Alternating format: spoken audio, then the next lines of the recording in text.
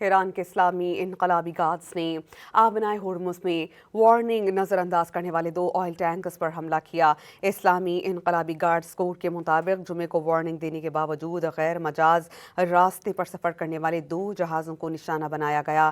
یہ جہاز امریکہ کے فضائی اسکاٹ میں سفر کر رہے تھے۔ ایرانی اسلامی گارڈز کے مطابق آبنائے ہرمز نے 4 دیگر آئل ٹینکرز کو غیر مجاز راستے پر سفر کرنے سے روکا اور انہیں واپس مڑنے پر مجبور کیا۔ ایرانی بحریہ نے خبردار کیا کہ آبنائے ہرمز میں غیر قانونی مداخلت، احکامات اور پابندیوں کا جواب ضرور دیا جائے گا۔ ایران کے اسلامی انقلابی گارڈز نے آبنائے ہرمز میں وارننگ نظر انداز کرنے والے 2 آئل ٹینکرز پر حملہ کیا۔ اسلامی انقلابی گارڈز کورٹ کے مطابق جمعے کو وارننگ دینے کے باوجود غیر مجاز راستے پر سفر کرنے والے 2 جہازوں کو نشانہ بنایا گیا۔